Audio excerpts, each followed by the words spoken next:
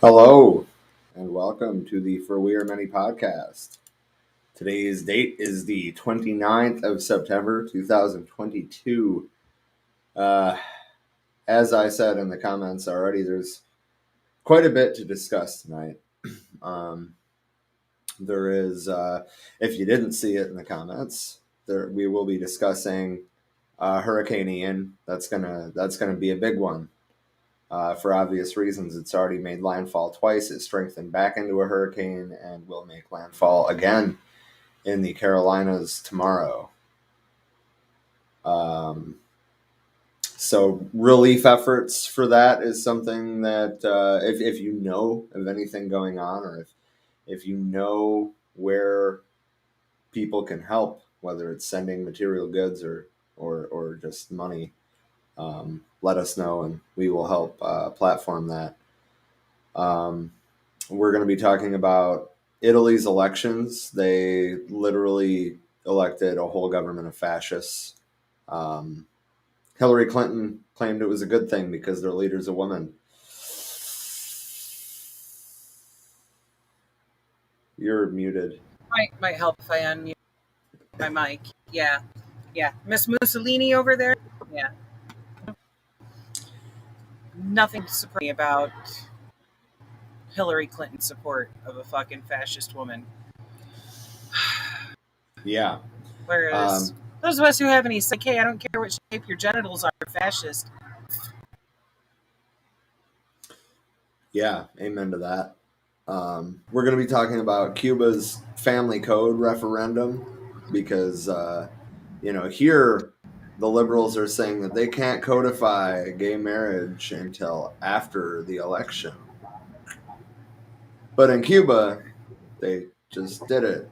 They did a whole lot more than that. We'll talk about it when we get to it. And then the U.S. escalating tensions with China and Russia. There's a couple of different ways that that's going down. The Nord Stream 2 pipeline was sabotaged, severely damaged. Mere days after the U.S. said they were going to do it, but we're saying it was Russia. Also, Chinese and Russian ships were spotted off the coast of an Alaskan island. Now, I want to remind you all that some islands in Alaska, you can literally see Russia from there. So if there was Chinese ships doing trade in a Russian port, that could potentially be seen from the coast of an Alaskan island. But that's leading to increased surveillance, increased patrols, etc., etc. Seems like we're playing a stupid game.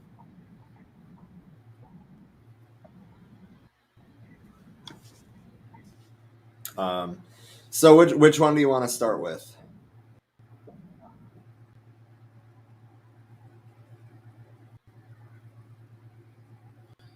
I'll be right back. I'm having connection issues. I got Wi-Fi and restart it, see if it'll connect to a different relay here.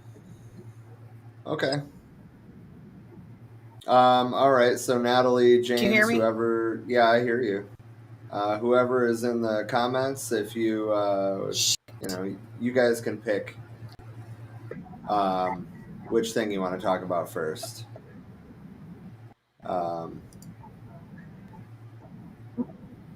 Yeah. If you don't pick soon enough, then okay, I'll be right back. I gotta reset this Wi-Fi. Yeah.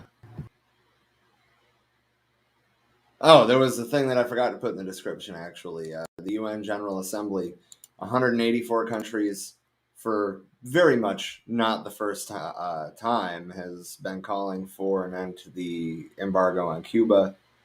Of course, the U.S. is still ignoring it, but this year, I believe it was Nicaragua, called for all countries of the world to, fight back, to resist U.S. imperialism. And while, I mean, the vote has happened every year for almost 30 years. The overall theme of the General Assembly this year seemed to be end the Cuban embargo, and the United States is still ignoring it. Surprise. So I guess we'll start with Cuba. I have a source from Grandma, which is the official publication of the Communist Party of Cuba's Central Committee.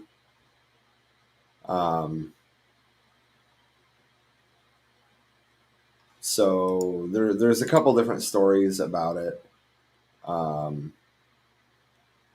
So it's going to be hard to specifically break down what all happened in this family code, right? Because, well, first of all, I don't read Spanish. That makes a big difference right there. But there's a lot to it. There's over 400 articles. They were debated, discussed, and the 400 articles were hashed out before it went to a referendum, where the entire country turned out to vote on it. And it passed by a very significant margin. It was 67 point something percent voted to codify it. So yeah, I'm just gonna kind of read through these articles about it. There, like I said, there's several. There was like 8,000 or 800,000, I think, would be more accurate. Town halls and open discussions through party apparatuses to come up with the wording and content of the legislation, because Cuba is infinitely more democratic than the United States.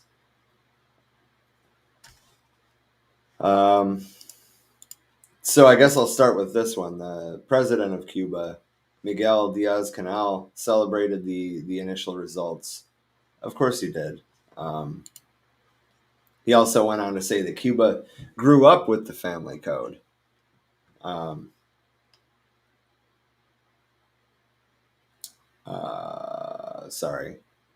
He acknowledged that a part of Cuban society still fails to understand some elements contained in the regulations because in 62 years of the revolution, patriarchal criteria have persisted in some people and families. The head of state added that the process of constructing the code respected everyone's right to an opinion, but he regretted that for reasons of belief, a part of the citizenry still does not understand that the law respects the type of family that they defend and also protects the rights of other forms of love. Diaz-Canel noticed that a strategy of demonization of the Cuban Revolution, of discredit, is also underway, which generates a lot of hatred towards everything related to it, mainly on social networks. In this regard, he added that those who are part of this platform use very aggressive language against the code, but none of it has to do with convictions or opinions, because if it said the opposite, they would still criticize it, and because it is a legal norm within the revolution. So this legal document gives rights and guarantees to the entire society, regardless of the type of family. He stressed that the family code was a necessity since the nation has become more heterogeneous, and there were debts from the legal point of view evident in the life stories told these days, recorded in research works, and in situations discussed in court. The new law aims to resolve these issues, said the president, who extolled the participation of the people and experts in the process of building the law, and urged them to read it and interpret it with their hearts, putting themselves in the place of others, of those who have experienced complex situations. I think that Cuba has grown up, the president emphasized, adding that this is the most important thing, growth as a society. And then there's a bunch of pictures of him, at the polling place. On Twitter, the president alluded to the figures provided by the National Electoral Council, referring to an attendance this Sunday of almost 69%, which is actually quite low for a Cuban referendum. But that being said, 69% is still goddamn near double the percentage of the population that turns out for American elections. Not quite double, but pretty close. With respect to the basic part of more than 8 million registered voters and the 23,000 schools arranged for it. According to the latest report of the National Electoral Council, so this is an update. 6,251,786 Cubans exercised their right to vote for a 74.1% turnout. So not 69%, 74. And even these outdated numbers are actually, it's 67 point something was the final tally. But at the point that this was published, it was sitting at 66.87% yet. Or yeah, 66.87% yes.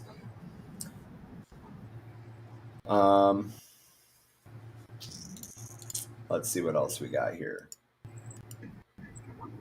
This appears to be an opinion piece. Love also generates kinship.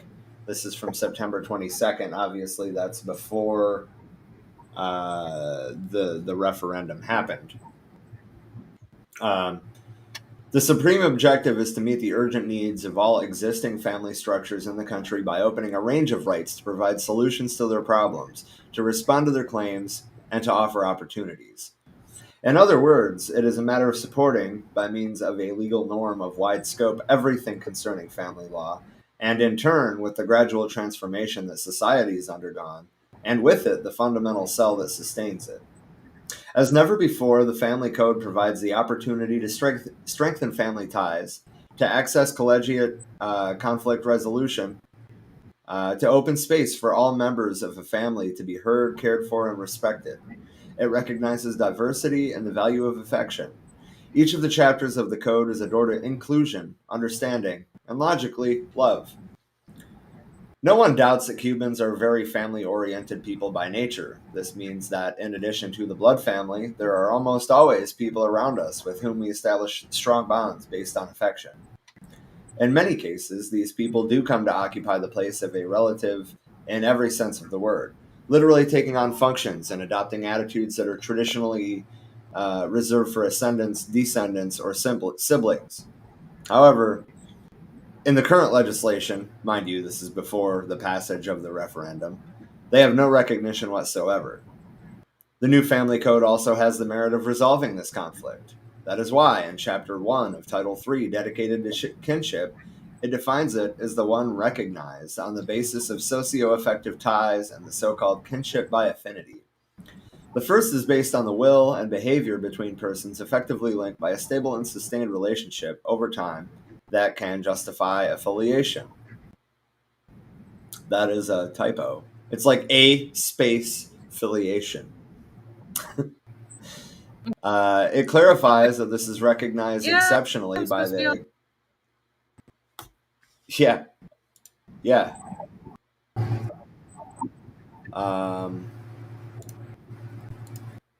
Shit, where was I? Oh, yeah. It clarifies that this is recognized exceptionally by the competent court and has the same effects as blood relationship.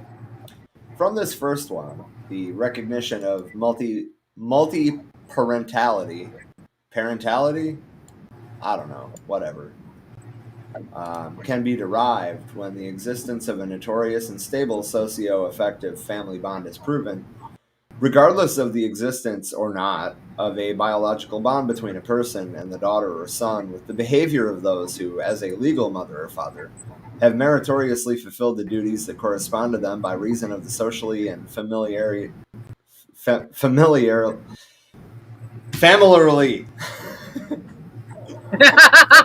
was funny. Constructed paternity or maternity, and by those who, by their intention, will, and performance, can be presumed to be mothers or fathers. So basically, it goes on to elaborate how, typically, like, step parents wouldn't have the same rights as regular parents, or people who grow up with their grandparents usually don't have the same sort of paternal rights as biological parents do. Um, but now it doesn't matter. Like if you're living with a roommate, but you like raise your kids communally, they all have parenting rights now. That's huge. As well as, I mean, Right. they're establishing the right, gay couples' rights to adoption as well as gay marriage. They're uh, refining the laws based on like marital breakups. Obviously, we would call that divorce. Um, so I mean, there's a lot going on here, and I don't know what all 400 articles encompass, but to me, it looks like a very modern, socially conscious family code that goes further than any other family law I've seen anywhere in the world. And it was done in such a democratic way, which I also haven't seen anywhere else in the world. This law really speaks to that concept of it takes a village to, you know, and actually extending that capacity there, being legally protected. You know, like here, if you're living in a communal situation of like multiple roommates and each have kids, and you want your to be able to pick your kid from school, something like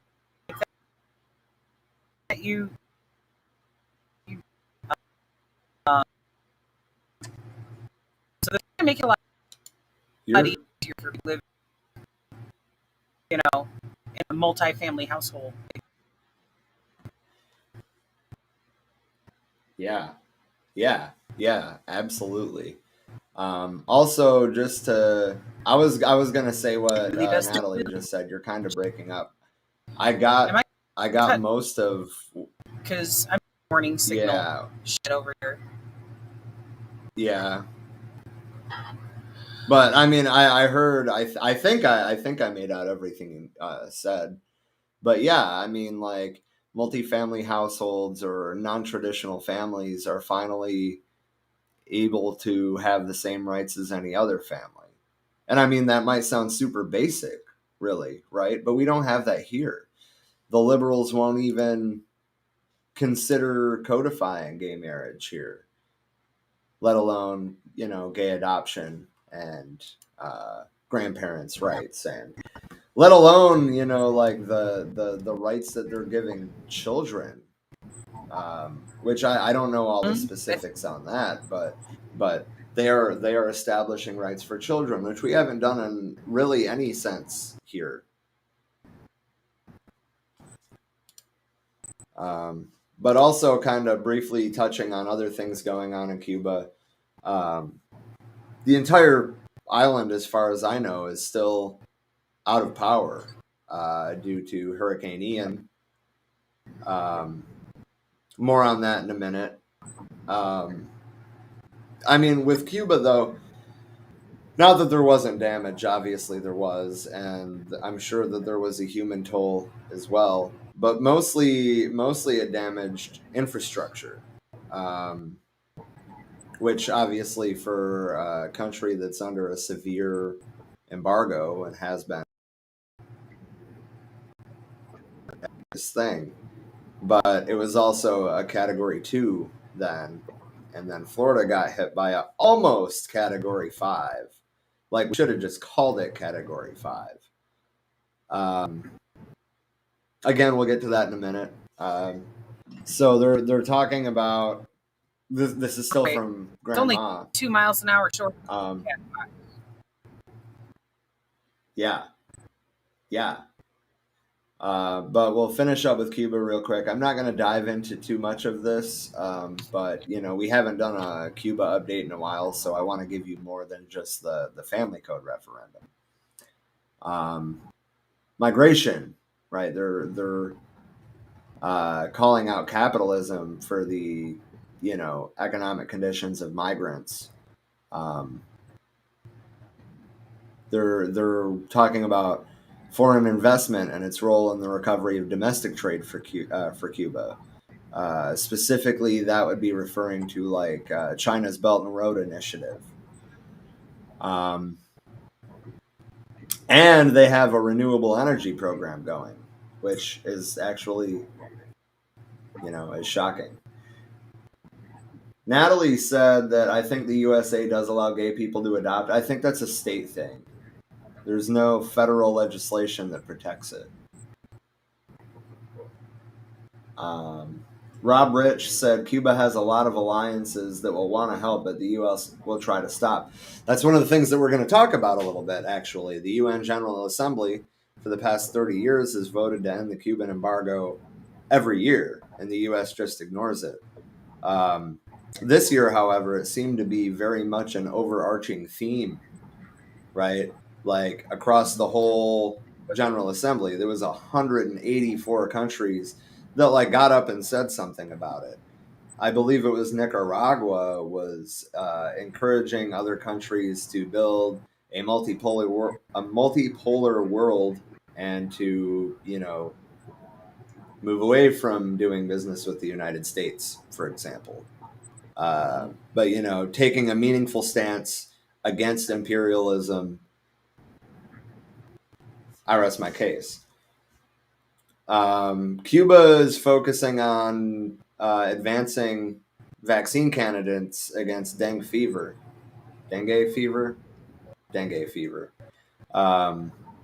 That's not a new vaccine per se, but the trials are still going on. But that's also exciting. They have a piece honoring some firefighters who died in the line of duty. That actually, we did briefly talk about the fuel storage based fire a couple of weeks ago.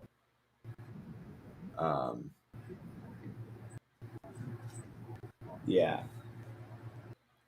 And then I think that's really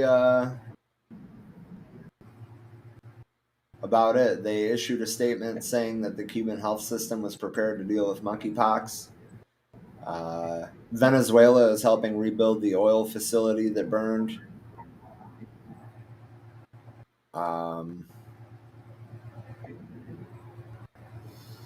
Adaptation to climate change is a matter of survival. The headline says it all.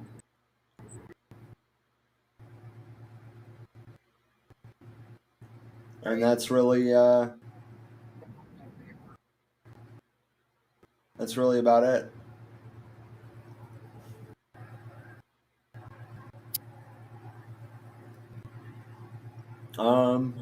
Yeah, so excuse me.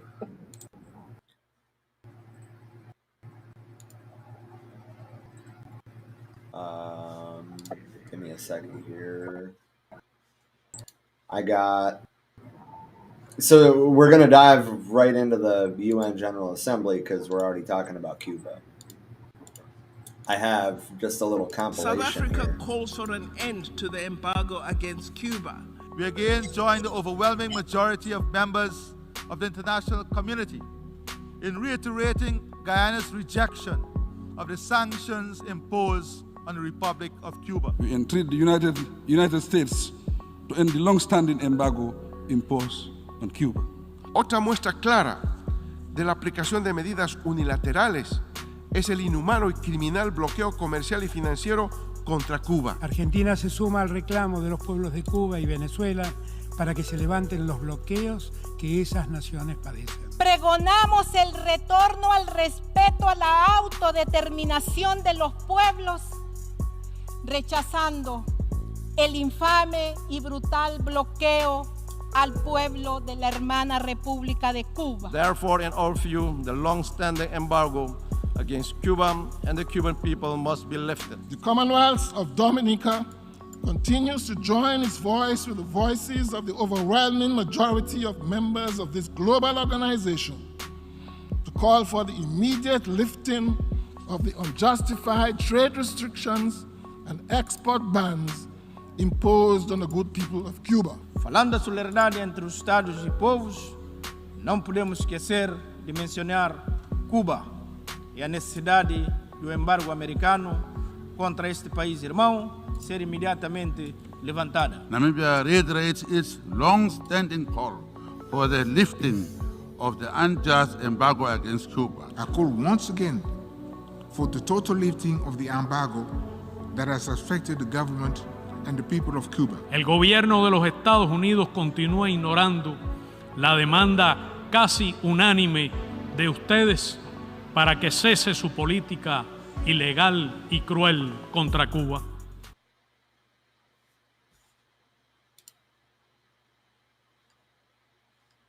So, I mean, I think that all of that speaks volumes.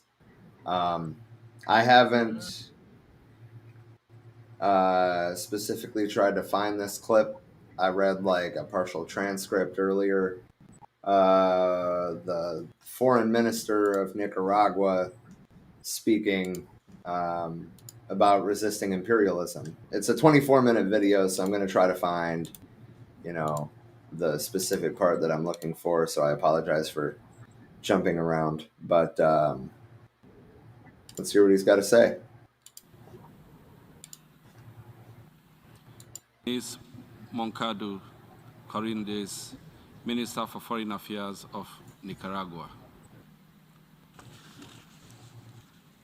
Hermano Abdullah Shahid. Brother Abdullah Shahid, President of the 76th period session of the General Assembly. Brother Antonio Guterres, Secretary General of the United Nations. Mr. President, ladies and gentlemen, heads of delegation. We continue to live at a time of a pandemic which is impacting all of humanity, especially developing countries. These are times which test the strength, the faith, and the solidarity of all humanity as we grapple with enormous challenges. We would like to convey solidarity and condolences from our comrade, President of Nicaragua, Comandante Daniel Ortega Saavedra, and his companion, the Vice President Rosario Murillo, to the families of the entire world who have suffered the serious consequences of COVID-19 and who have lost loved ones. This worldwide health crisis continues to undermine our efforts to overcome problems and existing challenges such as poverty, hunger, malnutrition, inequality, unemployment, climate change, all produced by the system of capitalist exploitation, which is irrational and oppressive. It is unacceptable that we have hoarding of COVID-19 vaccines by the developed nations, which then prevents distribution which would be fair and equitable for all, including developing countries. It's inhuman. It's necessary and fair to guarantee the transfer of technology and financial resources and to declare these vaccines as a common good for all humanity. We must continue with our spirit of fighting for humanity to grapple with and overcome the pandemic in solidarity, cooperating without conditions and with robust multilateralism to enable us to have access to vaccines and thereby prevent unequal or politicization of distribution. The pandemic impacts all countries on our Mother Earth and has clearly shown the need for the creation of a new international economic model which would be based on inclusion, equity, social justice, respectful equality among states and governments, prioritizing eradication of poverty, health as a universal right of all humanity, insisting that the resources that are used for war, aggression, and destabilization of countries be used in a humanist spirit for life, peace, security, and the progress of all peoples. We must stand together against all the challenges and calamities that affect humanity, and we must not forget the crises of the refugees as well as the pain and suffering of the migrants. Clearly, wars and interventions that have been promoted or undertaken by Western powers violate our people's sovereignty and condemn to exile millions of children, women, and vulnerable groups who suffer from the consequences of greed and avarice of the most powerful, who then seek refuge in Western countries, who violate human rights and seek protection in their discriminatory policies with cruel, inhuman, and degrading treatment. Also, safe, regular, and orderly migration is impeded by a lack of determination and will by the Western countries. Millions of people with Sustainable Development Goals, especially the goal of eradicating poverty, which is the most cruel pandemic in the world. Solidarity, mutual cooperation, and respecting and fulfilling the principles and purpose of the United Nations Charter, which includes non-interference in internal affairs and respect of international law. By peaceful vocation, Nicaragua also stands for general disarmament, complete disarmament, and is in favor of total elimination of nuclear weapons for the benefit of all humanity. It is unacceptable that in the midst of this pandemic, weapons of mass destruction continue to be modernized and updated, thereby endangering all of humanity. It is part of the waning creation of wild capitalism that there is an insatiable appetite for accumulation at the expense of peace, international security, and human life. The hope of the planet's inhabitants is that nuclear weapons would disappear completely because they are a threat for all of humanity, including the very peoples of the countries that manufacture them and possess them. Nicaragua is a party to the Tlatelolco Treaty, whereby many years ago we committed to not allow any country in Latin America or the Caribbean to bring about the development of nuclear weapons.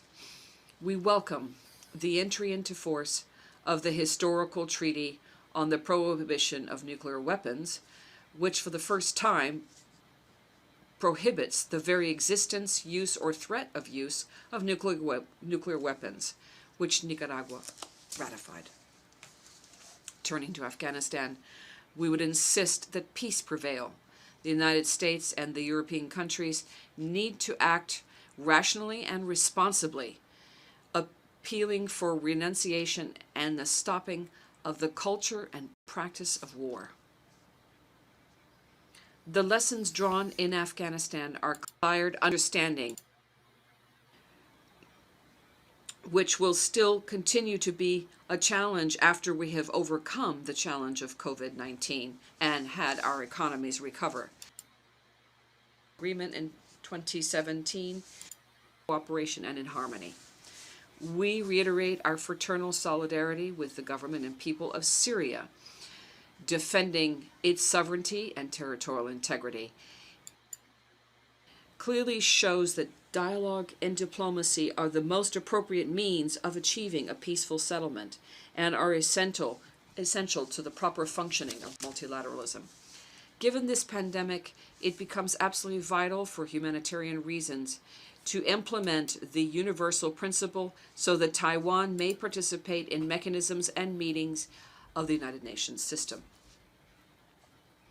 We condemn the North American hegemonic aggressive policies which undermine the peaceful settlement of conflicts and which are a threat, as well as political action, economic, commercial, and military action against the Federation of Russia, the People's Republic of China, and the DPRK.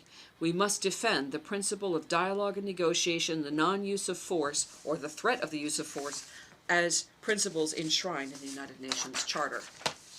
We support. So, I'm gonna just cut it there, but like it's like a full 25 minutes of anti-imperialism. It's definitely good to see. But there was a specific portion somewhere in there where he was talking about the entire world resisting American imperialism. Like that's the point that we've gotten to.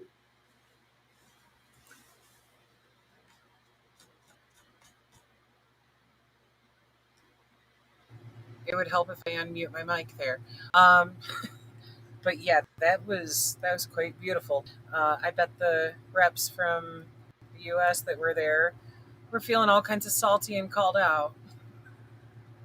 As they should. Well, I mean, maybe not salty, but called out. Yeah, that was kind of the point. Now, will they listen? But yeah, That's the thing. Probably not. Well, as far as the U.S. anyway, probably not. I did drop the link in the comments. Obviously, probably not right now because we're still doing this. But if you want to see more of what the foreign minister of Nicaragua had to say about imperialism, I do recommend watching the whole thing. If I remember, I will also go back and watch the whole thing. So, but what he was talking about at the end there brings us into our next thing, I suppose, which is the U.S. escalating tensions with China and Russia, and to a lesser extent, but still happening, the Democratic People's Republic of Korea. You notice how anytime that there's an anti-imperialist government or a socialist government, the U.S. does everything in their power to demonize them. Yep. Always. The U.S. escalating tensions. I mean, honestly, I don't even want to go this deep into this. I know that you guys already know that these situations have been building up for decades. And it's just, propaganda mostly. Like I said, it sounds like they spotted a Chinese ship going to a Russian port or leaving a Russian port, whatever. And they're using that as an excuse to increase patrols, increase surveillance, etc., etc. And no matter how China or Russia react to it, we're going to continue. When I say we, obviously, I'm referring to the United States government. But we are probably gonna respond with force, because that's exactly what we're pushing for. And one of the odder things, because they spotted a ship, okay, whatever, like they can spin that however they want. They'll probably win some people over with that, but like nobody actually believes that Russia sabotaged their own pipeline, right? Like literally, what was it, like 2 days after the U.S. threatened to sabotage the pipeline, it happened, and then we're trying to blame Russia for it? Right. Like, and now, not to mention that the Finnish and I believe the Germans and a couple other countries all have ships up there. So, like, you mean to tell me that Russia attacked their own pipeline without being caught by anybody 2 days, or I think it was 2 days on the dot, after the U.S. threatened to sabotage the pipeline? Like, nobody really believes that, right? I call bullshit. First of all, they're not going to fuck their own economic stability there, because they definitely oil pipeline there for actually having some income countrywide. They're not going to fuck themselves. However, the U.S. definitely will try to fuck them over like that. I don't fucking buy that Russia at all. It's ridiculous. And to be happening at the same time as the U.S. trying to start shit over what is probably just a normal merchant ship on a trade route. Or a military ship protecting merchant ships if they're moving oil. Typically, just that's normal criminal fucking activity through there. Not something to be fucking reactionary about and raise a bunch of red flags like, oh, this shipping route has boats on it. Oh my god. Well, and I mean, not even like back to Nord Stream, right? So like, it's not even like that. It's not even like just that. Okay, there's also the factor that the U.S. is exporting a bunch of natural gas to Europe, which is also causing our domestic energy prices to skyrocket. And then now all of a sudden, Nord Stream is sabotaged, and like the Americans and Germans are blaming the Russians, and the U.S. is urging Americans in Russia to leave Russia. It does not look like a good situation. I've got a couple of videos to share real quick. They're just short ones. An urgent warning to Americans in Russia: get out of that country before Vladimir Putin drafts you to fight his war. That from the U.S. Embassy. That's straight propaganda. Like, yes, they are conscripting some people. It's not a full-scale draft, right? Which, by the way, was never banned here either. They can do the same fucking thing here, but we act like, that would never happen here. It did. It did. Remember Vietnam? Right. It's happened quite a few times. Just has been a few decades. Yeah. But Vladimir Putin will recruit you. Really? That's the propaganda line now? We've been stirring the pot for that conflict for fucking decades. Decades. Embassy in Moscow today in a security alert, actually, that came last night. Officials wrote in part, Russia may refuse to acknowledge dual nationals' U.S. citizenship, deny their access to U.S. consular assistance, prevent their departure from Russia, and conscript dual nationals for military service. So, hold on, I wanted to keep that on the screen. Okay, so that being said, here in the U.S., if we were to bring back the draft, we could do the same thing to people with dual citizenship. Yet again, for Korea and Vietnam and World War II, we did this to dual nationals that had U.S. citizenship. Yeah. That part. Gotta love it when, the U.S. is pointing that finger at them with 3 more pointing back at themselves. It's hypocrisy. Natalie, yes, Ukraine is drafting too. Actually, Ukraine is doing it much harder than Russia is. If you are a male ages 18 to 60, you are now Ukrainian military. Congratulations. Right. Everybody. Like, seriously. And it's punishable by death if you try to flee the country. Mm-hmm. Right. But Ukraine's not bad guy for that because U.S. wants to suck Ukraine dick. Well, really, Ukraine wants to suck U.S. dick, but... Well, it's a 69 at this point. Okay, that's fair. I'll take that. Anyway, yeah, back to the fucking what seems like a CIA narrative here. Comes as Russian men continue to flee the country after Putin ordered a partial mobilization of reserve troops just last week. These new satellite images show a 10-mile-long traffic jam at the Russian border with Georgia. These are Russians trying to get out. According to the border officials from neighboring countries, nearly 200,000 Russians have left their country since Putin's announcement last week. Meantime, and I want to circle back to Vietnam. I don't remember the exact figures, but literally thousands of people fled the United States to avoid the draft for Vietnam. Yep. That part. I don't know if it was 200,000, but I know that it was thousands.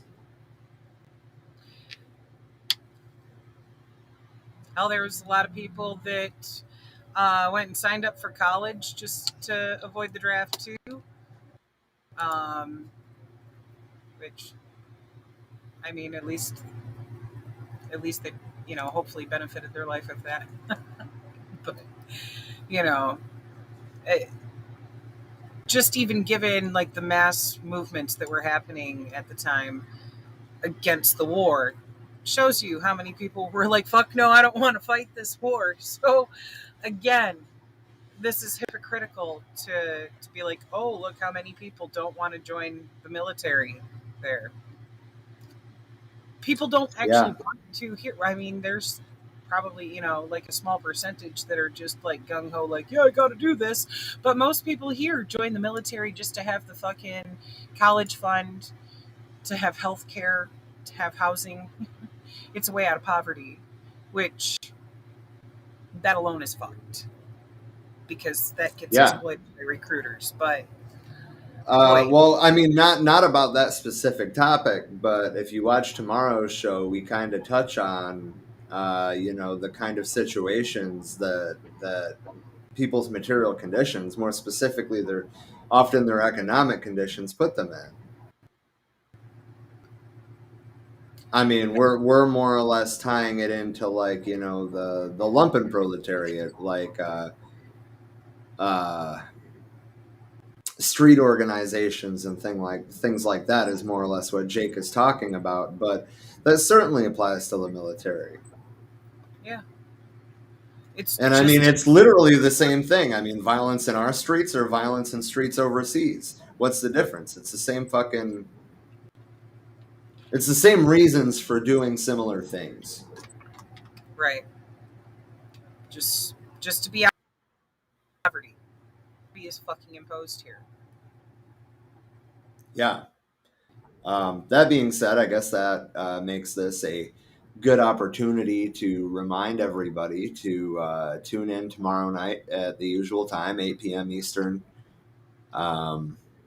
to watch our coverage. It's more than one thing, actually, but our coverage of the People's Coalition rally put on by the Brown Berets in Chicago that took place on the 24th. We're going to be talking about that. And we're also going to be talking about coalition politics as a whole. And there's kind of a lot of side conversations as well.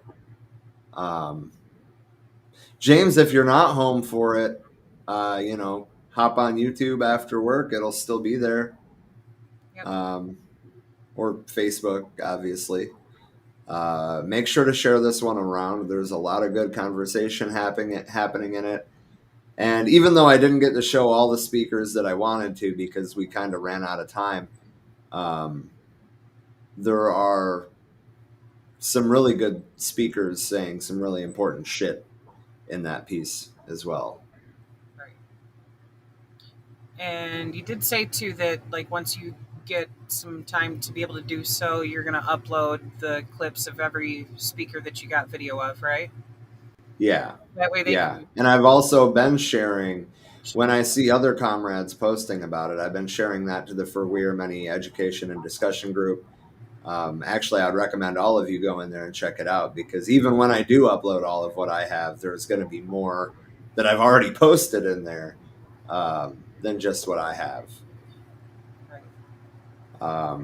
And I mean, I really like Tom Watts shared today, the original Rainbow Coalition picture and then the second Rainbow Coalition picture. And like seeing those side by side really drives home how historic of a moment that rally was. That event was a year in the making. The Brown Berets put a lot into planning and financing that event. And I mean, technically, we didn't stay for the whole thing. We only stayed for the rally. We didn't stay for the after party, which was at a park a few blocks away. There's also pictures and footage of music from that event as well. And then, of course, there was the dedication of the High Thurman Intercommunal Garden The following day, which I also didn't get to go to, we were back on the road already. But that's something else we didn't get to dive in that thing. But I have already posted about it in the group. So go in there and check it out, and like leave some comments, like tag people that might be interested in what's going down. The whole point is to build and grow and foster these relationships. Anyway, I went on a whole ass side quest about tomorrow's piece. So I guess we can get back to finishing this video. The European Union's top diplomat said a deliberate attack likely caused the leak from the Nord Stream pipelines in the Baltic Sea. He stopped short of directly accusing anybody in particular. Seismologists report powerful explosions rattled the Baltic Sea before the European authorities discovered the leaks. Swedish leaders and others have said emphatically the pipelines were sabotaged. The Nord Stream pipelines run under the Baltic Sea from Russia to Germany. The leaks raising concerns as Europe faces a growing energy crisis. Some European and Ukrainian officials have blamed Russia for the attacks. The Kremlin spokesman said any claims that Russia could be behind the leaks were, quote, predictable and stupid.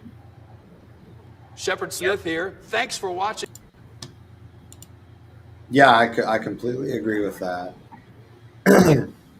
It's Russia's pipeline. They're not going to fuck themselves over on that one. Jesus.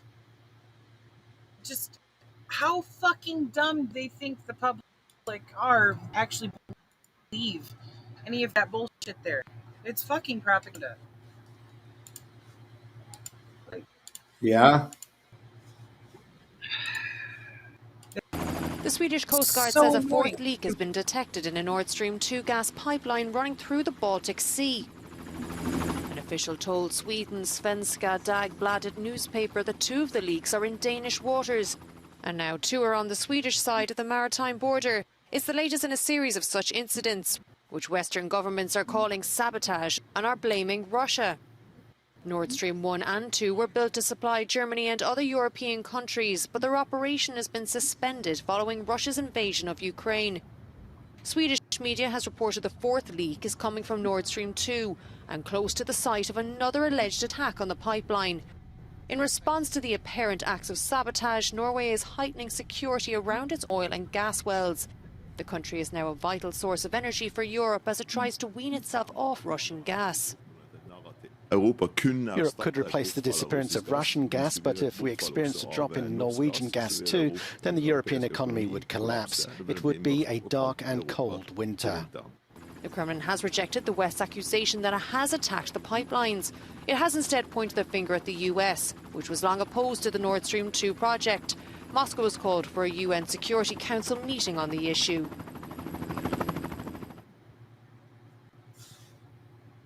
Authorities are investigating.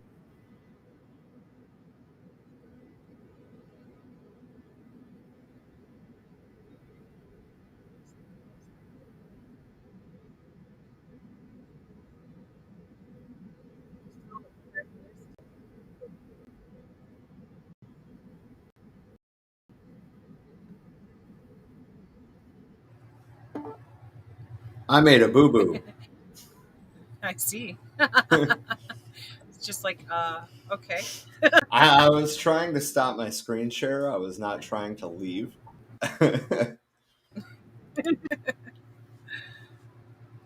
Well, that startled me.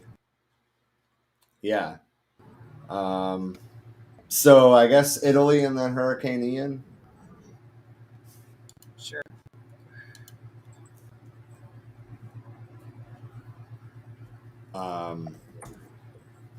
Shit, I didn't have a source pulled up for this, but Giorgia Meloni is the name of the new president, and Hillary Clinton literally said, anytime a woman is elected, it's progress. Not when it's a fascist. I can't even fucking talk. I need more caffeine. Yeah, no, Hillary. Fuck Yeah, no. yeah. So the Brothers of Italy political party, her party, is literally like leftover members of Mussolini's fascist party created the Brothers of Italy party, after the disbanding of the fascist party. And not only did they win a president, but they also won a majority in both houses of their parliament. So, like, we're straight up talking about an overall fascist government. Italy's been down this road before. If that doesn't prove that history repeats itself, that the people that don't learn history are doomed to repeat it, I don't know what will drive that point home. That.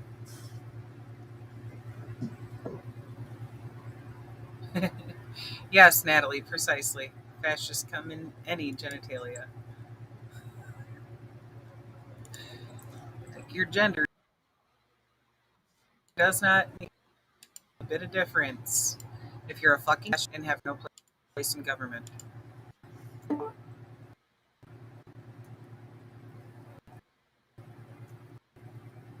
That's her.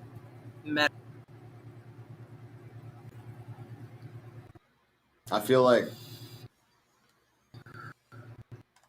I don't know, she's making me uncomfortable. On a sultry summer evening, a few days after Prime Minister Mario Draghi's government fell apart. Right, just her facial.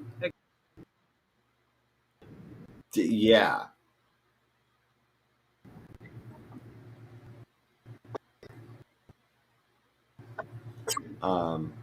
Italy's right-wing political leaders get the audio. What? It's just a huge lag in the audio, so sorry my audio keeps coming through like seconds after I've said it, and so it's overlapping with yours. That's all. Fucking Wi-Fi. Fuck. Anyway, continue. Italy's right-wing political leaders gathered in a private room inside Rome's Palazzo Montecitorio, the lower house of parliament. The group included some of Europe's most colorful, outspoken, and unpredictable political mavericks. Silvio Berlusconi, the 85-year-old billionaire Lothario and former prime minister. Matteo Salvini, 49-year-old firebrand ex-interior minister and leader of the Anti-Immigration League party. And Giorgia Meloni, a proud and pugnacious 45-year-old in charge of the far-right Brothers of Italy party. Gathered around a long conference table, they set about plotting a joint election strategy as a right-wing bloc. Side note, this is why coalition politics, well, I guess that would be more like bloc politics, but that's why coalitions are important in politics, right? The left can't get their shit together and agree on anything.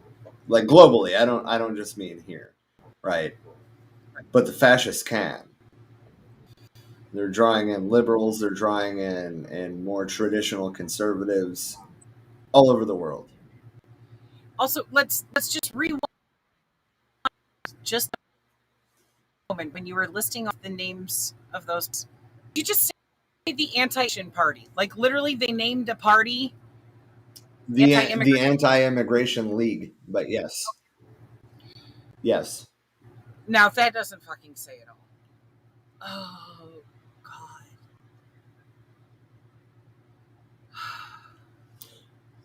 God. Listen to this sentence. It was an objective that would require them to put aside personal agendas and political differences for the sake of uniting the right in a shared bid for power.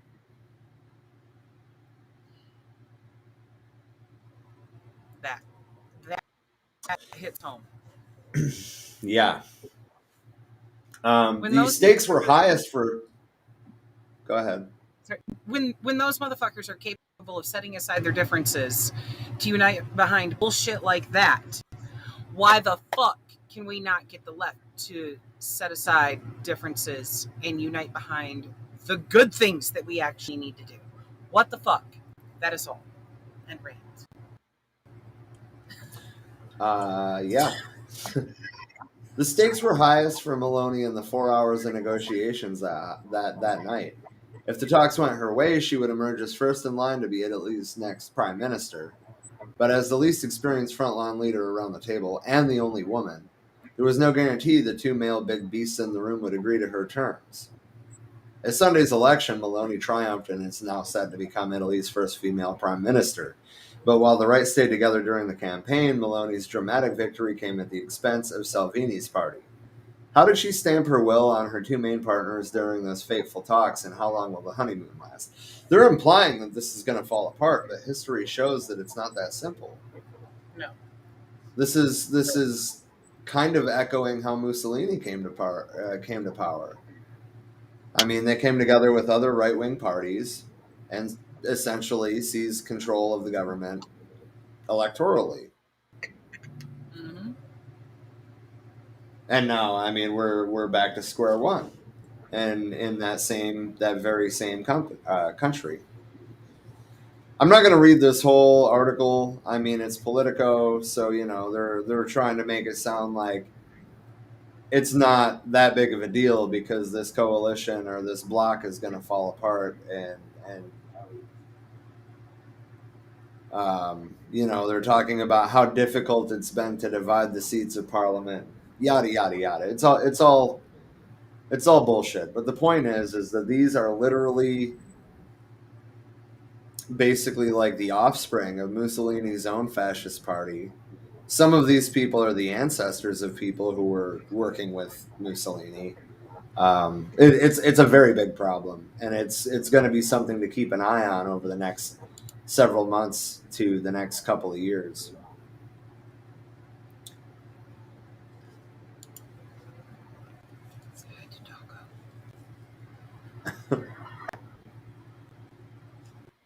The real star of the show now.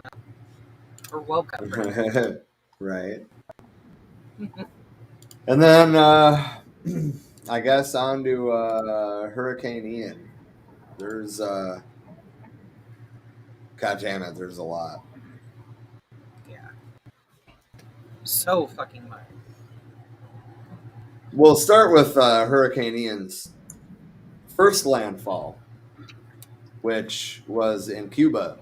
It caused a nationwide blackout, really, the whole fucking nation. Obviously, they've already kind of got strained power infrastructure, so I'm sure that once they lost a couple of transformers, they just went down like dominoes. But, I mean, I've got a couple of videos. There's a lot on YouTube. I'm not going to bother sharing the link. You can literally just search Hurricane Ian Cuba, and you'll find plenty of results. To darkness as Hurricane Ian came through with winds so strong it knocked out power to the entire country. Car headlights provided the only visibility as people made their way through the streets of Havana. The island nation's antiquated electrical system is vulnerable to storms. After getting through the night, many Cubans evacuated in the morning after Ian wreaked havoc on their homes. The house was totally collapsed. The children were under the bed when I arrived to look for them. They don't even have dry clothes to wear. Reports of destroyed crops and housing came in from all over the island. Crews were out assessing the damage and trying to clear debris from the roads. Ian hit Cuba as a Category 3 hurricane and was expected to strengthen as it makes its way toward the United States. For Inside Edition Digital, I'm Mara Montalbano. Ow. In Cuba, the scope of Hurricane Ian's wrath is now visible. Towns are unrecognizable, buildings and homes completely flattened. At least 2 people died and thousands are homeless, like this family, now traveling on foot looking for somewhere to stay. As people try to find shelter, crews are trying to restore electricity. After a national blackout late last night, the electric grid, overwhelmed by damage from the storm, left the entire country in the dark. The electric company says they're making repairs as fast as they can, but just look at the devastation. Multiple poles torn down one after another as far as the eye can see. We traveled to one of the hardest hit areas, where Zenaida and her family live with 4 children and a newborn. Now, they have no water, no electricity, and no home. Their house is buried under this wreckage. For now, their neighbors are taking them in. Buenos días. Maximina lives here. She says the little she had was destroyed, and she's worried it could get even worse. Her biggest fear is that the structure falls apart now. He says this is about to fall. And with this type of devastation all across the most affected province, Pinar del Rio, the effects of Ian here are going to be felt for a long time. Thanks for watching. Now, it was barely a Category 3, right, when it hit Cuba, and it did a significant amount of damage. So far, that number hasn't changed. So far, still only 2 confirmed dead, a couple of hundred injuries. It could, I mean, just look at the damage. It could have been so much worse. That being said, Florida got it a whole lot worse. It was like 1 or 2 miles an hour short of being a Category 5. We really should be looking at it as a Category 5 hurricane. It may be the most damaging hurricane to ever hit Florida. It's the 4th largest in terms of size, which is astonishing because it was bigger than Florida. I mean, like, the whole of Hurricane Charlie pretty much would have fit in the eye of Hurricane Ian when it made landfall. I mean, honestly, like, I'm trying to think of, like, how to describe the situation, but, like, there is no good way to describe it.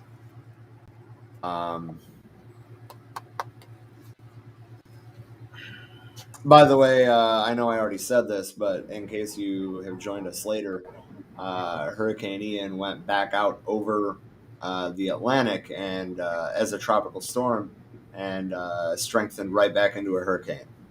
And it's expected to continue strengthening until it hits the Carolinas sometime tomorrow.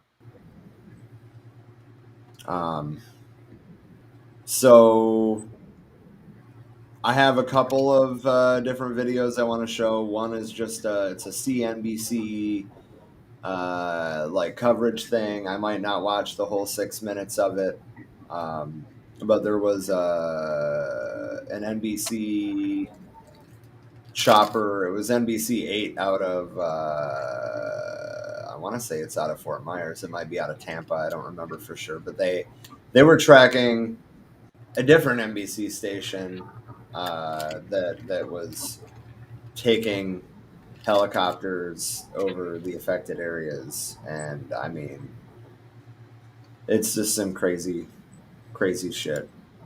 Anyway, here comes the first video. Continues its catastrophic rampage.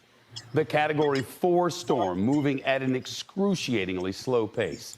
Only 8 miles per hour forward progress. Not much faster than a person going for a jog. More than 1 million Floridians have no power right now.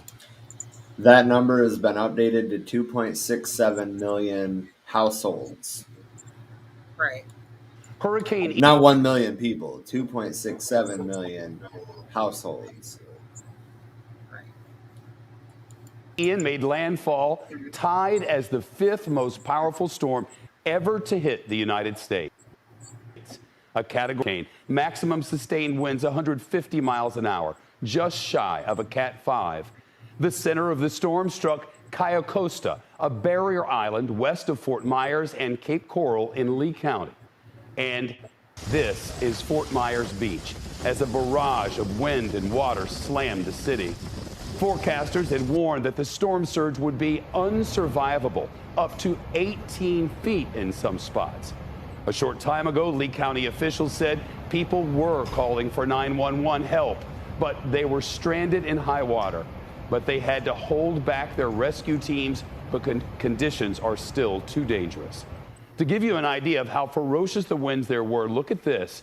Englewood Beach, right by the eye wall of the hurricane, shortly before it made landfall.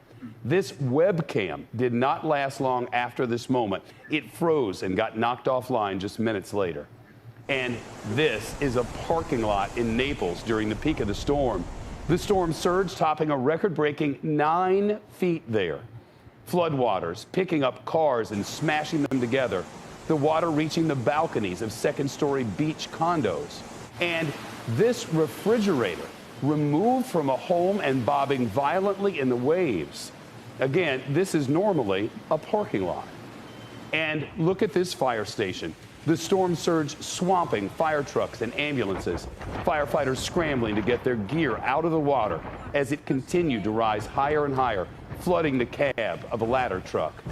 Images of sheer destruction are emerging. This is a photo from Fort Myers Beach. The shredded remains of buildings and homes floating by. It appears to be the roof on the top of the wreckage. Sadly, tonight, there is much we do not know, especially about the barrier islands where this... Yeah, so the barrier islands we do know more about now. That's why I'm cutting that video off there. The Santino, I don't know. I don't remember the exact name, but the causeway, they were talking about the barrier islands there. The causeway that connects those barrier islands to the mainland is like completely gone in 3 different spots. It needs a complete restructural or rebuild. And there is no other land routes from those islands to the mainland. So I would imagine that we are probably going to see boat evacuations of those islands. I mean, it doesn't look like there is much left standing on them. Yeah, there's really not. It sucks. Those are areas of Florida that I've spent a lot of time in, and I recognize the places that they're at, and that's fucking devastating to see them in that condition.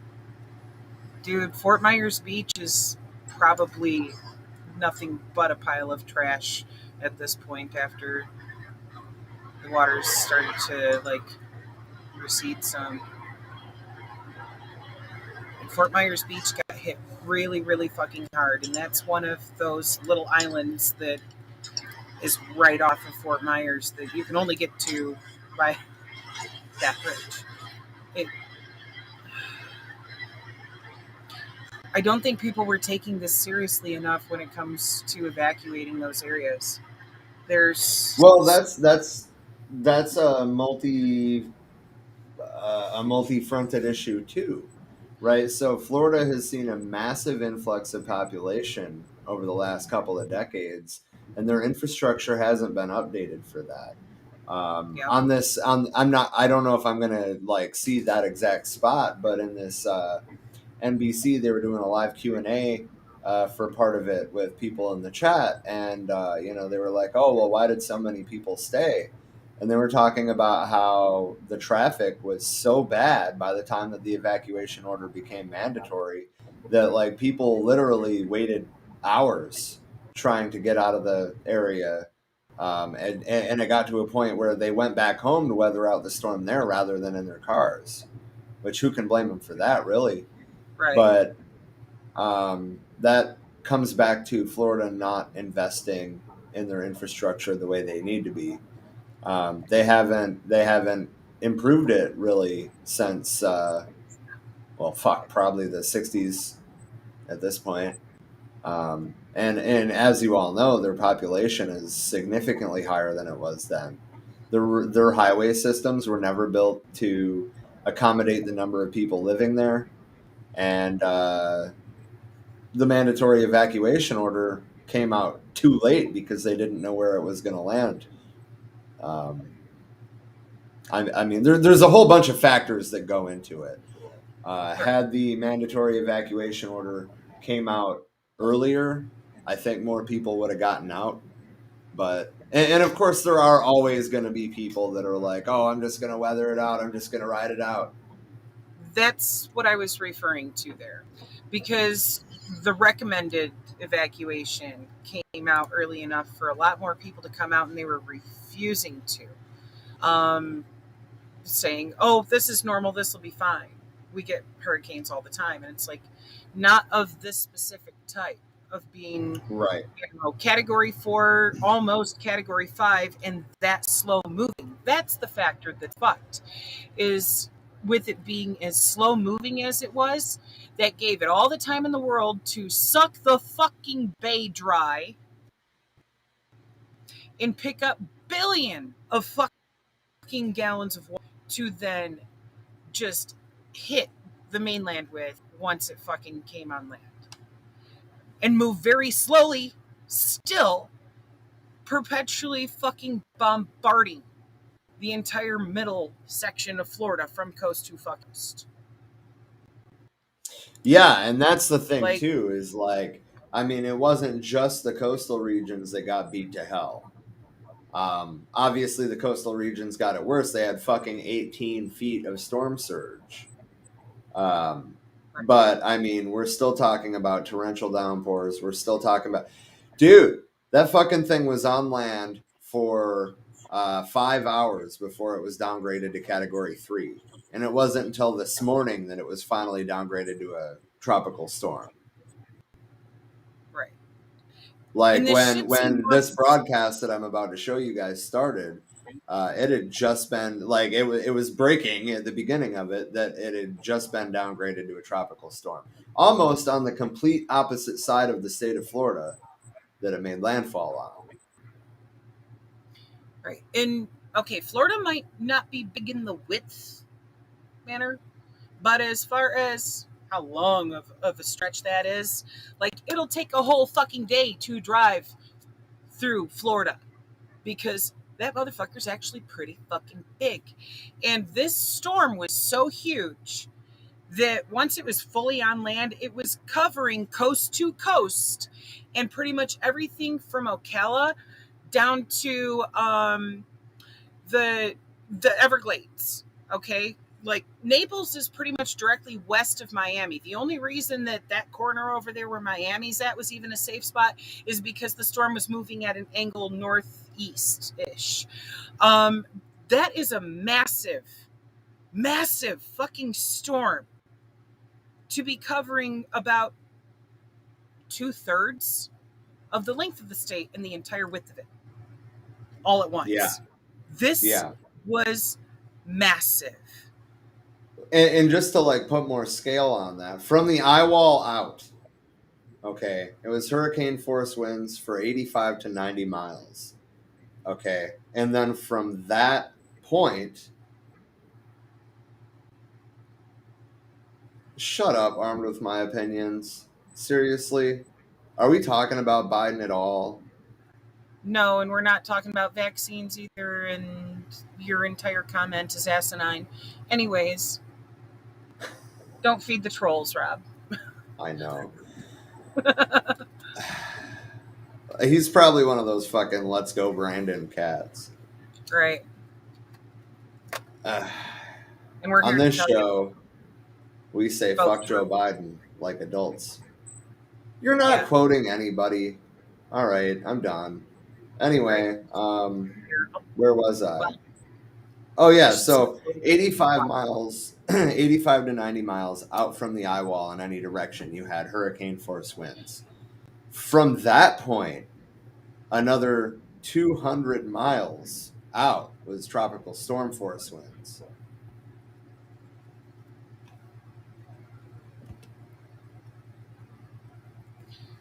First of all, armed with my opinions, I really don't think that Biden said that. Even he is not that stupid. Right. And I mean, if you're just going to keep trolling, I'm just going to block you because, like, what are you doing? You don't even know. Obviously, you don't even know what we believe. You think that Biden is somebody that we support because you're an idiot. Right. Listen, dude, we don't care. You're trying to derail the conversation to whatever the fuck random you have going on in your own head. And it's kind of adorable that you want to call us snowflakes because you're on a show that's not talking about Biden, not talking about vaccines. Yet you're coming into our comments to fucking cry about those things. Snowflake, bitch. Get the fuck out of here. Block this bitch, Rob. My shit's not even fucking loading right over here with this piss poor Wi-Fi, or I'd have already done so. Later, bitch. Anyway, back to the video I was going to show you guys. All right, I'm ready for this. So they start this thing as like, you know, what live reports they were able to pick up, as well as like social media videos, that kind of thing. And then they do a little bit of a Q&A, which I'm going to skip because it's not really relevant to what we're talking about here, but they have chopper flight footage, and that's the main thing I want to show you guys. But first, thing to stop.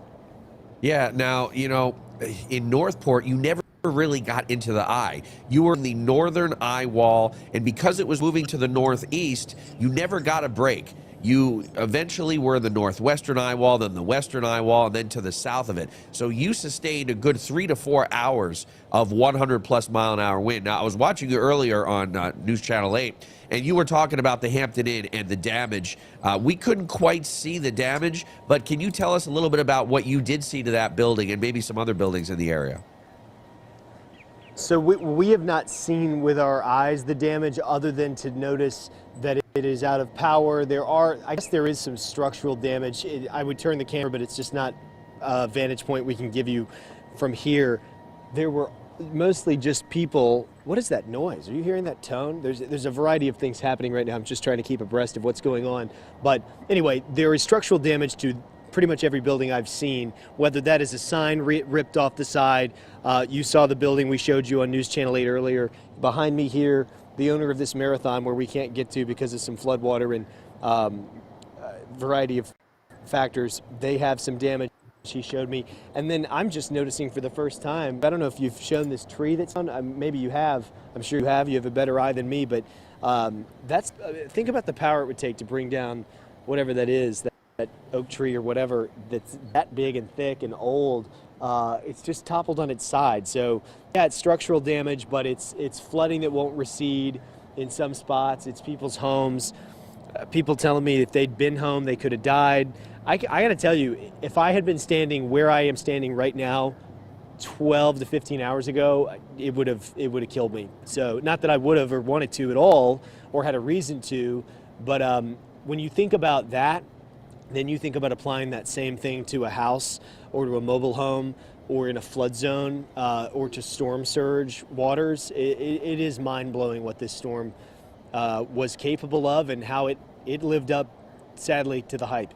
Jack, we've got a lot of folks joining us that are doing so without power. Hundreds of thousands of people lost power as Hurricane Ian made landfall last night. A lot of people are accessing us on their cellular devices. Hello to the audience joining us on, there's a lot of places, streaming everywhere. WFLA.com, the app, trackingthetropics.tv. Hello. A telltale sign when you see these jogs on the wobble tracker to the east. I'm really glad that we've got this. All right, let's talk about experiencing that right now in Cape Canaveral, even all the way as far south as Melbourne and Daytona Beach. Like that. Actually, before let's see if I can get it back to that screen. So this is this morning. This is what, like 11 o'clock this morning. Notice that it's still the tropical storm symbol. There's no number, which represents that it's not a Category 1, right?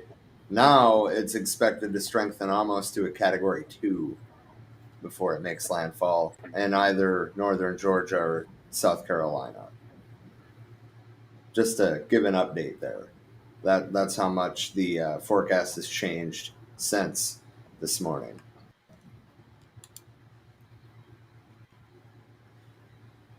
A dog was rescued from a sailboat in Fort Myers. Little shit was so happy.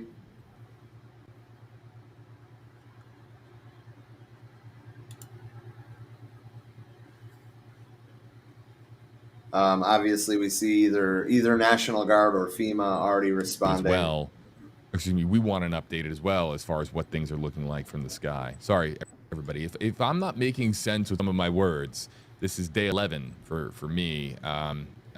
It's been a lot of streaming, and please forgive me if I'm a little tired.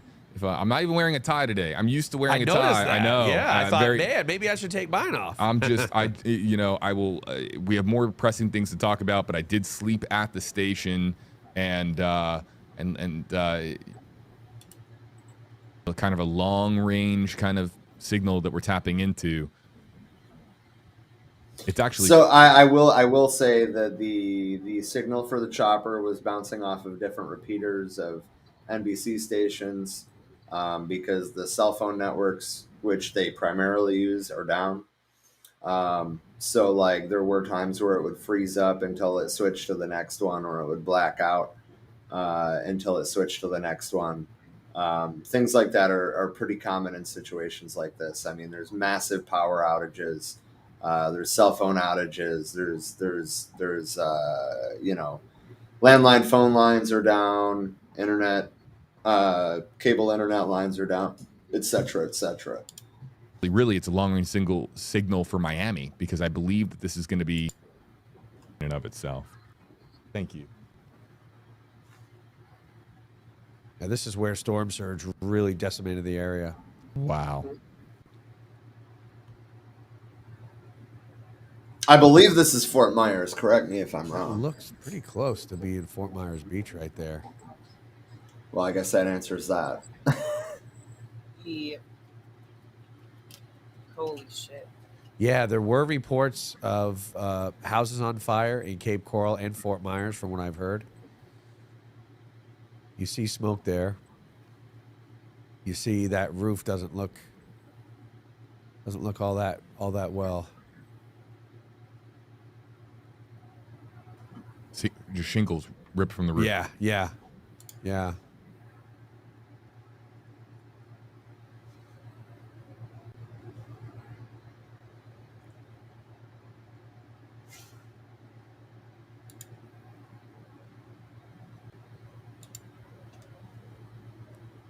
Not sure if there's still a fire still burning. If people are asking why what that is, why we're being so quiet, we're just being respectful, and of course we will be continuing to provide at its best right now in the Northport area. Yeah, our own Jack Royer was there, and conditions got so bad last night he had to hunker down and even move out of the Airbnb he was in into a more sturdier building, as he mentioned on News Channel 8. So conditions there were so bad because Northport was on the northern end of the eye wall, right? And the eye never moved into Northport. It skirted Northport. So Northport was in the northern eye wall, and then the northwestern eye wall, and then the western eye wall, and that was the worst of the storm. Several hours, 3 to 4 hours of 100 plus mile per hour wind, and just several inches of rain per hour for several hours. Yeah, rough go.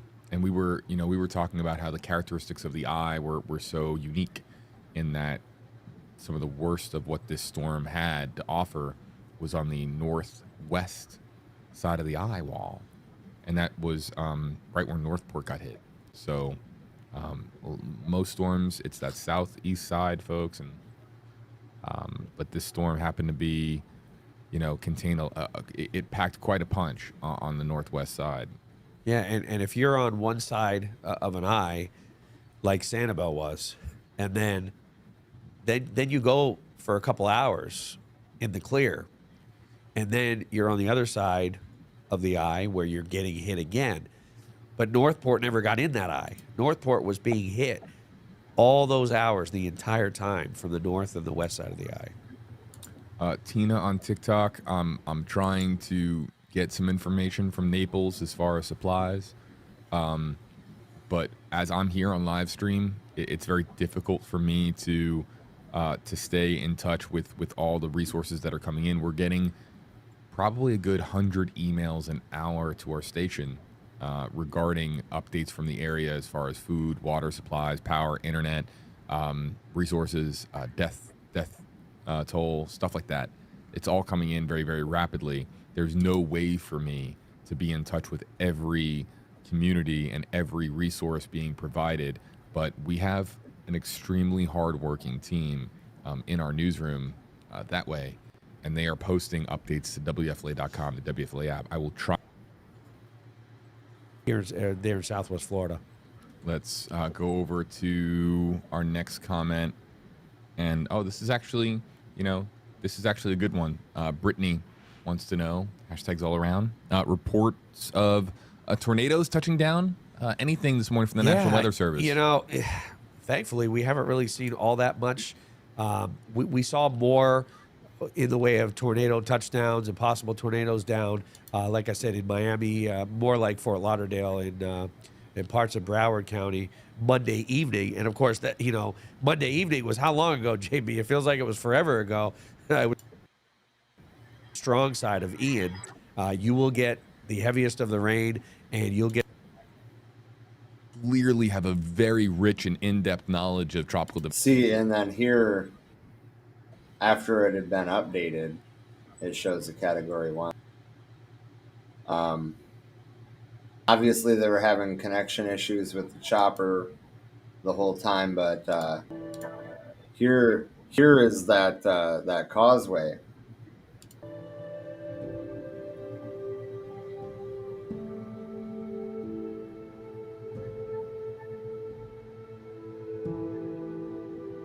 The storm surge straight up just wiped it out.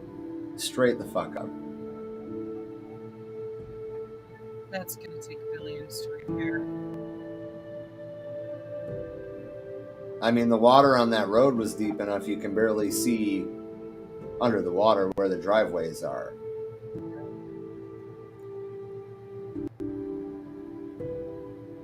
Sad thing is all this shit right on the beach, where obviously wealthy people reside for probably only half of the year.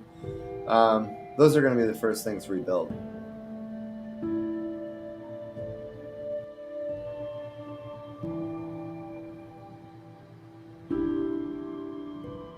But I mean, just absolutely catastrophic damage.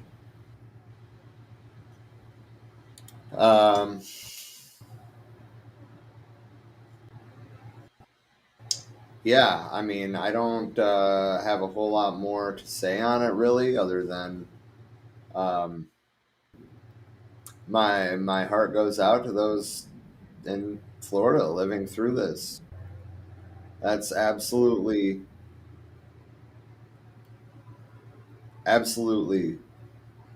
terrifying.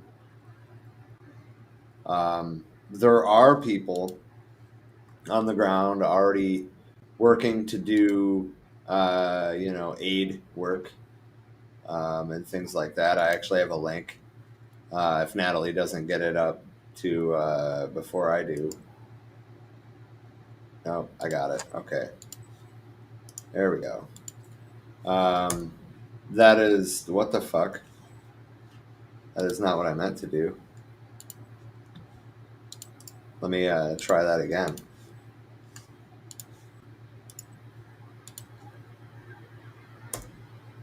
There we go. That is the right link. The other one will take you to it too, but why use a Facebook redirect? Right. Yeah, linktr.ee/CFL Mutual Aid. They are a Central Florida mutual aid group. As I understand, there's a whole bunch of organizations working with them on the ground to provide aid already. They are raising cash donations. I don't know if they have...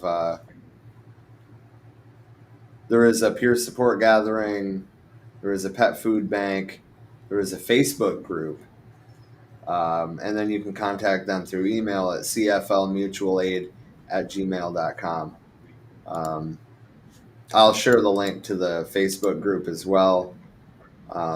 Obviously, if you are accepted by the admins to join the group, be respectful.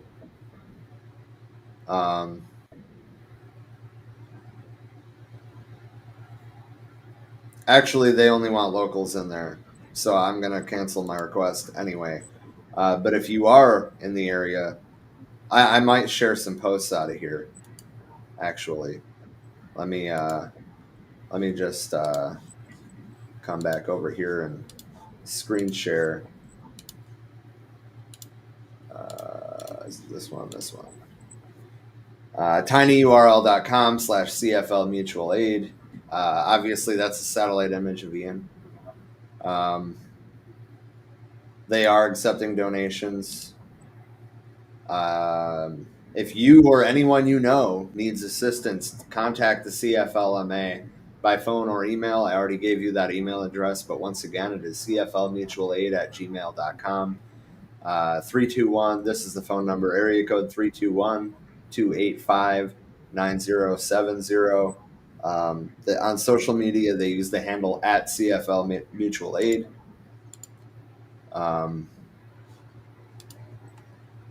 Yeah. There is a lot going on down there. And obviously they're in Orange, Seminole, Lake, and Osceola counties. So they're a little bit outside of the hardest hit areas. So, maybe they'll get power back earlier. Maybe their gas stations aren't empty. Maybe their grocery stores aren't empty. Maybe the things in their homes aren't, damaged by water. So they're in a better position, I would say, than a lot of people to be doing the work. As I said, they did say in the questionnaire thing that pops up when you go to join a group that they only want locals in there, especially during a situation like this. That makes sense. People deserve the right to privacy. And they're probably already getting flooded with people requesting to join who are in the area and actually need the help. So, right. If you actually want to help, just go to that link and donate so they can actually get supplies out. Right. And I mean, for that matter, if you or your organization or whatever want to physically go down there and help, I'm sure they're not going to turn people away. Right. Especially if you're coming with like material goods, but just contact them or contact other organizations in the area. Remember, there's a massive cell phone outage, millions of people without power. There's a lot of ways, or there's a lot of reasons that a group might not get back to you right away. But if you don't have people on the ground to work with, don't go there. I mean, seriously, these people, all the people that evacuated are trying to get back to their homes. The people that live there are trying to get food and water and medical care. And we were already talking about how the roads don't accommodate the number of people that are there already. So if you're able to go there and do something positive on the ground, set something up first. Don't just go there. That's the last thing that they need is a bunch of strangers poking around when they're trying to get their lives back in order. Right.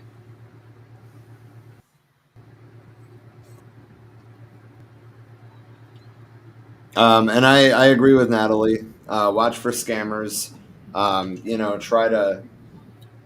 Try to donate to actual organizations. I'm not going to say don't donate to individuals, but be skeptical if you don't know who they are.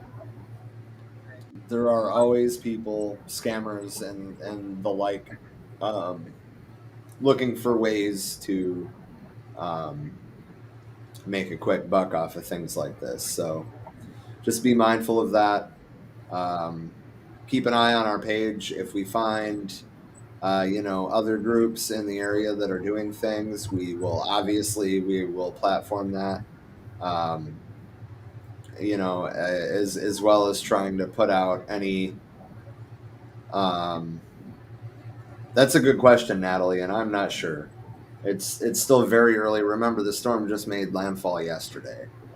It's barely out of Florida. But that is definitely something to keep an eye on. And I'm going to be keeping an eye on, the circles that I have on social media and seeing if there's any comrades down there doing some good work. We'll platform it. We'll try to give you donation links, things like that. We absolutely will. It might not be till tomorrow at some point, but we absolutely will be doing a website piece on Hurricane Ian, and the relief efforts, and how to donate, just like we did in Texas when everything froze, and we did. What was the other big mutual aid thing that we put together? There was two. There was the Texas thing and then something else. My brain is gone, so I can't even remember right now because it's been a while. Hi. Yeah, I can't remember off the top of my head either. And I'm also tired, hence the yawn.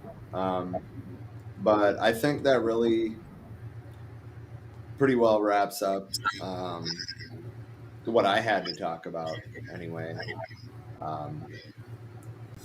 And I mean, I'm also tired because we, had to gather sources for this, and we had the class today, and we, put together tomorrow's thing, and yeah, it's been a busy day.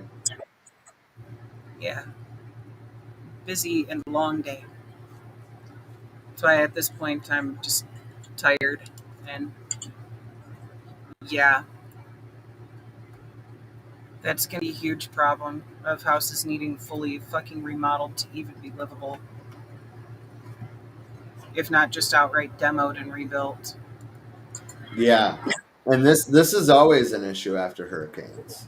Always, it doesn't matter what part of the world it's in. And yeah, that's a big hurdle as well. Do you have anything else you want to talk about before we wrap this up? Nothing I can think of. No. I'm just tired, and now the doggos are assaulting with aggressive lovin's. Like, Mom, pay attention to us. So, yeah. I think I'm gonna go take them to play in the dog park and then take a nap. Fair enough. All right, so yeah, we will. It's another guy. Jesus Christ! So we will see you tomorrow night at 8 p.m. Eastern. So that'll be 7 Pacific, 6 Mountain Standard, 5 Mountain Daylight, and Pacific, right? Something like that. Something like that. You're on Mountain. I think I said it backwards because you're on Mountain Standard. Yeah. Are you 2 hours behind or 3? 3 until. Or yeah, it would be 3 or 4. Right. Okay. Yeah, and then it'll be 4. So you'll be on California time then, right? Or no, you're on California time right now. You'll be on the same as Mountain. You'll be on the same as Mountain Standard after the time change. That's right. Yeah. Lived there for 4 years, still can't figure it out. It's okay. I fuck it up all the time. Did that earlier today, talking to Chairman Jake, and was like, yeah, 5 p.m. Eastern, so 4 your time, and then immediately was like, no, I have that backwards. 5 p.m. Eastern is 6 your time. Brain shards constantly. Yeah. Hell yeah, you guys will enjoy that show tomorrow. It's pretty cool. A lot of very awesome and motivating speakers there. Including Hy Thurman of the original Rainbow Coalition, Sherry Honkala. She's been involved with the Poor People's Army for years. I believe she's a co-founder. She was also at one time Jill Stein's running mate on the Green Party ticket. She doesn't do that much with the Green Party anymore because she's, lost all possible faith in electoral politics, and who can blame her? I think we're all there. And then Chairman Shaka Zulu of the New African Black Panther Party.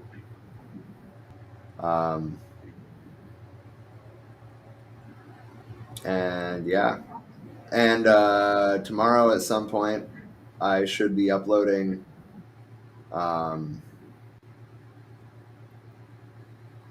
like the actual videos of these speeches on their own, so you don't have to watch, the whole show to actually you'll see more than you will on the show. But on the show, we also have like sidebar conversations talking about either what the speakers are talking about or elaborating more on it, or kind of diving into the concept of coalitions and how coalition politics work, etc. So yeah, I mean, it's probably the best piece we've done in a while. Right. But it's always a good time when Chairman Jake comes on. So absolutely. Yeah, that being said, see you tomorrow. Keep an eye on the page, and for the first time in a long time, keep an eye on the website. Oh God. Oh, yawns are fucking contagious. I'm ready for a nap. All right. Well, it's been real. I hope you all have a wonderful night. And it's time for said music, as James would say. As James just said. Yeah. Hi, puppy. See, even Sarah knows, and she's getting excited. Right. All right, let's do it.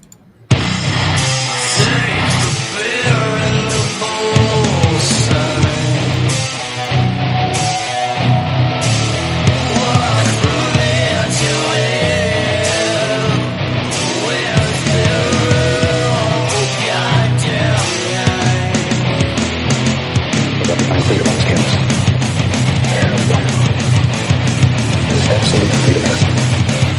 And we're all looking for freedom. Here's what I know. Didn't matter when they sold the devil guns. Didn't matter when they played us dry. Didn't matter when they stole your mother's son. Now everyone's out of their mind.